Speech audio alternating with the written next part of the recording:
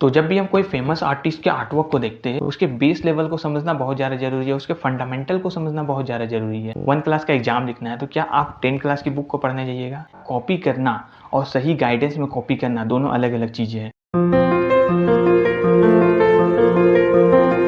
तो जब भी हम कोई फेमस आर्टिस्ट के आर्टवर्क को देखते हैं, तो कहीं न कहीं हमें लगता है कि कब हम इस तरह के आर्टवर्क को बना पाएँगे, और कुछ तो उस आर्टवर्क को देख कर के कॉपी भी करने लग जाते हैं। मगर ये सबसे रॉन्ग तरीका है। बहुत से लोग आर्ट में इसीलिए इम्प्रूव नहीं कर पा रहे क्योंकि वो सोशल मीडिया में जा कर के अलग-अलग पोस्ट देख कर के जो उसमें बेस्ट आर्टवर्क है, उसको निकाल कर के उसे कॉपी करने की कोशिश करते हैं। यहाँ पर एक चीज़ समझिएगा, कॉपी करना और सही गाइडेंस में कॉपी करना दोनों अलग-अलग चीज़ें हैं। मान के चलिए, अगर आपको 1 क्लास के एग्ज़ाम लिखना है, तो क्या आप 10 क्लास की बुक को पढ़ने जाइएगा? नहीं ना पढ़िएगा। आप 1 क्लास की बुक को पढ़ना स्टार्ट करिएगा, तब जाकर के आप एग्ज़ाम लिख पाएँगे। उसी तरह जब भी ड्राइंग में हम अगर टॉप लेवल पर जाना चाहते हैं, मास्टरपीस बनाना चाहते हैं, तो मास्टरपीस बनाने से पहले उसकी जो बेस लेवल की चीज़ें हैं, उसकी जो फंडामेंटल है, उसको समझना बहुत ज़्यादा ज़रूरी है, उसको प्रैक्टिस करना बहुत ज़्यादा ज़रूरी है। तो इसीलिए यहाँ पास मैं ये सीरीज़ लाया हूँ जिसमें जो बेस लेवल की चीज़ है, जो बहुत बड़े-बड़े आर्टिस्ट भी बेस लेवल पे उन सारी चीज़ों को प्रैक्टिस कर चुके हैं, वही सारा चीज़ मैं आप लोगों को शेयर कर रहा हूँ ताकि आप उस चीज़ को समझें। प्लस अगर आप बीएफए में जाना चाहते हैं या फिर जाने के बारे में सोच रहे हैं, तो ये सारा चीज़ बहुत ज़्यादा काम देने वाला है और आपको आगे बढ़ने में काफ़ी ज़्यादा हेल्प करने वाला है। तो इसीलिए इन सारी चीज़ों को देखिए, समझिए और प्रैक्टिस भी कीजिए। तो आज हम लोग कुछ डेमोन्स्ट्रेशन भी करने वाले हैं, तो ये आपको काफ़ी ज़्यादा हेल्प करने वाला है। तो चलिए वीडियो को स्टार्ट करते हैं। तो अगर चैनल पर नए हैं तो do it the subscribe button and press the bell icon without any wasting time. So let's get start the video. तो चलिए डेमोन्स्ट्रेशन स्टार्ट करते हैं। तो आज का ये जो हम लोग का रेफरेंस है वो कुछ सिचुएशन है। तो आज हम लोग कुछ देख करके बना रहे हैं। जब हम ये प्रैक्टिस करते जाएंगे तो हम फिर ये चीज़ को, अगर हमें कुछ ऐसे सिचुएशन मिल जाए, बोल खाली दिया जाए, तो हम उस चीज़ को ड्राइंग करने में डिफ़िकल्टी नहीं फेस करेंगे। तो अभी स्टार्टिंग है, तो इसको देख करके एग्जैक्टली उसको स्केच करने की कोशिश कीजिए और जल्दी से जल्दी स्केच करने की कोशिश कीजिए। तो ये जो आज सिचुएशन है कि एक आइसक्रीम वाला है और एक बच्ची आइसक्रीम लेने गई है, तो वो सारा चीज़ को ड्रॉ करके देखते हैं कैसे करेंगे। तो यहाँ पास जो मैं पेंसिल को पकड़ा हूँ वो एकदम लाइटली पकड़ा हूँ। यहाँ पास कोई मैं ज़्यादा फोर्स नहीं दे रहा हूँ और कोई भी ज़्यादा यहाँ पर डिटेलिंग वर्क नहीं दे रहा हूँ। नॉर्मल ऊपर ऊपर से वो पेंसिल को मैं चला रहा हूँ फ्रीली। तो अगर मैं स्टार्टिंग में अगर ज़्यादा डार्क कर दूँ या फिर ज़्यादा डिटेलिंग देखने लगूँ, तो यहाँ पास हमारा ड्राइंग कभी भी परफेक्ट नहीं बनेगा।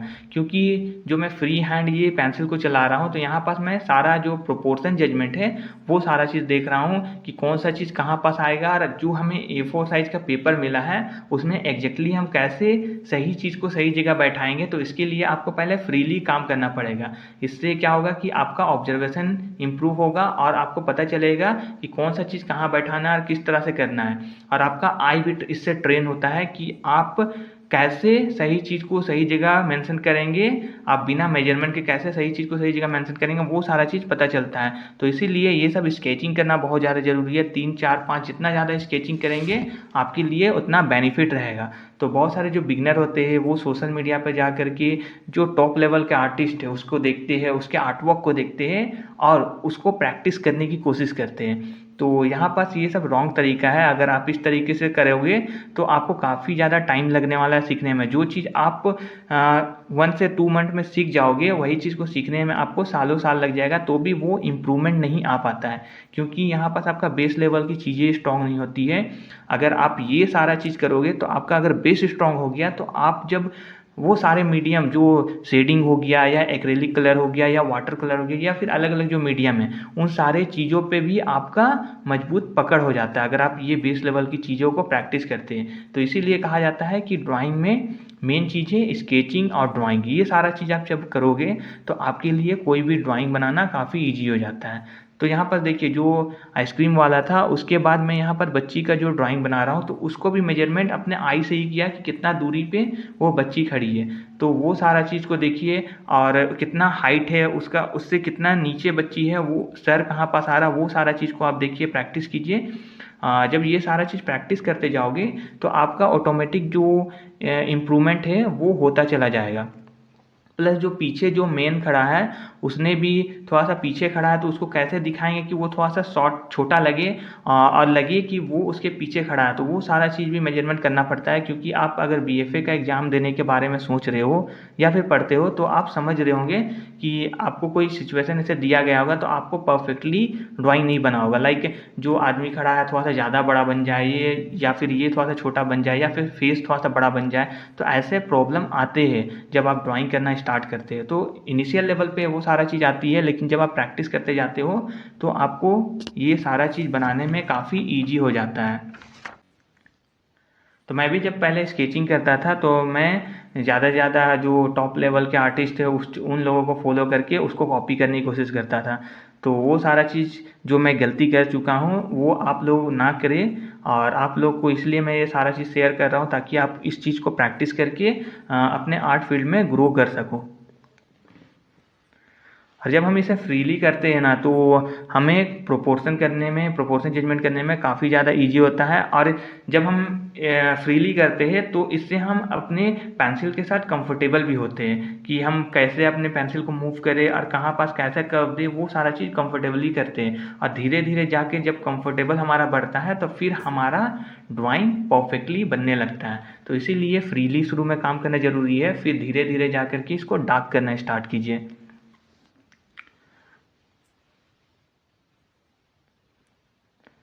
क्योंकि पेंसिल में सबसे ज़्यादा ज़रूरी, पेंसिल या पेन आप कुछ भी पकड़ रहे हैं तो उसमें आपका कंट्रोल होना बहुत ज़्यादा ज़रूरी है। बोला जाता है control over tool and value understanding.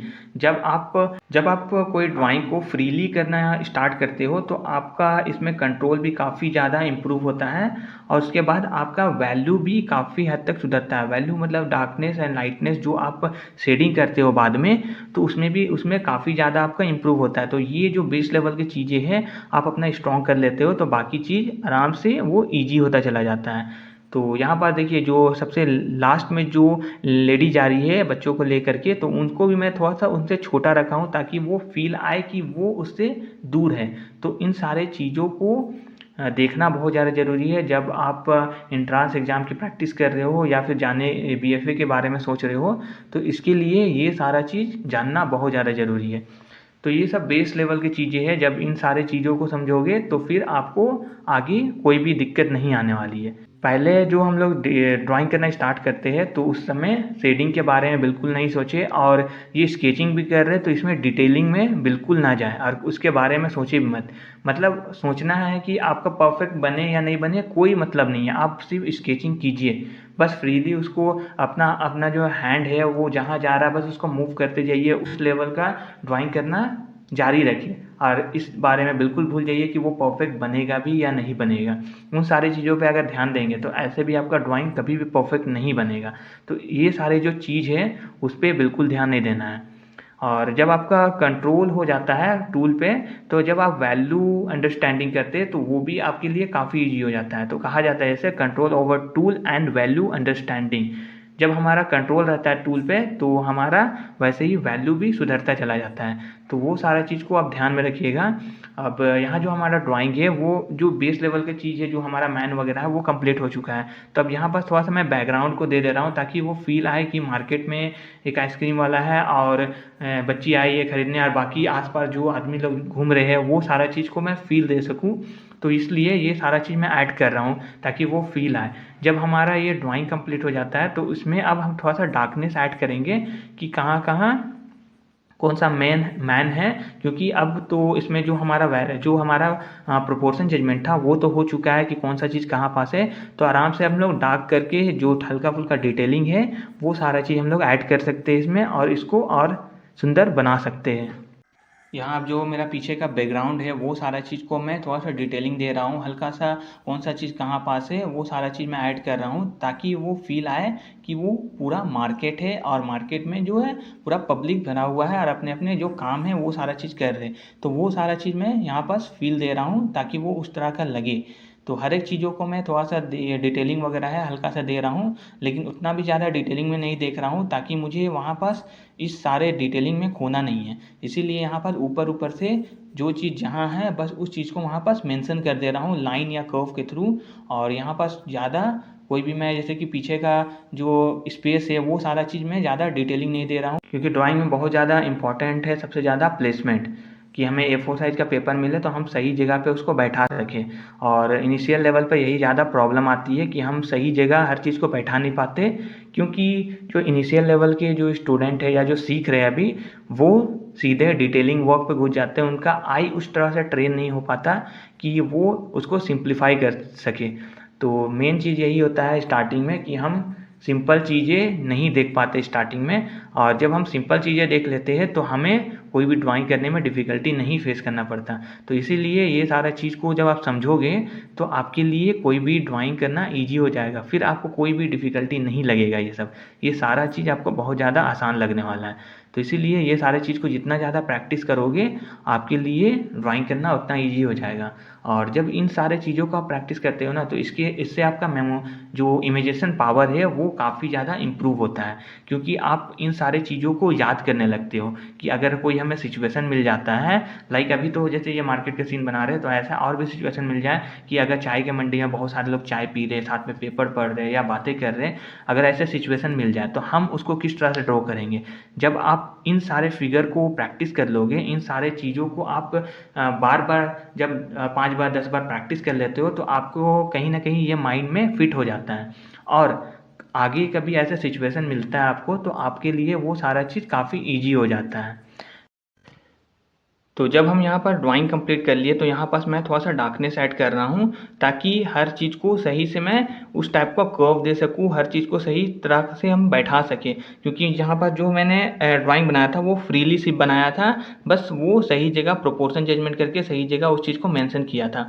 लेकिन अब जो मैं सेकेंड स्टेप ले रहा हूँ, यहाँ पर थोड़ा सा डिटेलिंग ऐड कर रहा हूँ, लाइक कहाँ पर रिंकल आ रहा, कहाँ पास कौन सा कर्व कैसे जा रहा, वो सारा चीज़ को देख करके मैं सही जगह उसको मेंशन कर रहा हूँ। तो यहाँ पास ज़्यादा डीप नहीं जाना है। अगर एंट्रांस में देना जाना है तो आपको ज़्यादा इसमें डीप में नहीं जाना है, बस वो जो फील है वो सारा करवाना है आपको ड्राइंग पे।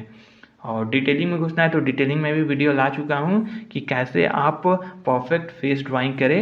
अगर आपने नहीं देखा है तो वो वीडियो देख सकते हैं। अगर आप परफेक्टली फेस ड्राइंग या परफेक्टली स्केचिंग या परफेक्टली शेडिंग करना चाहते हैं, उन सारे चीज़ों के ऊपर मैं वीडियो ला चुका हूँ और उन सारी चीज़ों को कवर कर चुका हूँ। और भी ऐसे कुछ डाउट है तो आप बेझिझक कमेंट करके पूछ सकते हैं, मैं उसका आंसर ज़रूर दूंगा। और आगे भी आपको किस टॉपिक पे वीडियो चाहिए वो सारा चीज़ भी आप कमेंट करके बता सकते हैं। तो आई होप कि आप भी ये सारे चीज़ को प्रैक्टिस कर रहे होंगे, क्योंकि प्रैक्टिस करना ज़रूरी है। आप कितना भी किसी चीज़ को देख लीजिए, कोई फ़ायदा नहीं होने वाला है, यहाँ पास कोई फ़ायदा नहीं होगा। आपको उसके लिए प्रैक्टिस करना ज़रूरी है। अब जब ज़्यादा से ज़्यादा प्रैक्टिस करते हो तो आपका ये सारा चीज़ जो है वो इम्प्रूव होना स्टार्ट हो जाता है। और ये एक दिन में नहीं होगा, एक दिन में आप ड्रॉ करोगे, हो सकता है कि आपसे परफेक्ट नहीं बने, हो सकता है 10% ही मिले, या आपसे ड्राइंग हो ही नहीं, आपका प्रपोर्शन जजमेंट सही से नहीं बैठे। तो यहाँ पर निराश नहीं होना है, आपको प्रैक्टिस करते रहना है। जब आप ये एक ही चीज़ को 4 से 5 बार बनाओगे तो आप खुद देखोगे कि कहाँ पास मेरा इम्प्रूवमेंट हुआ है, समझे।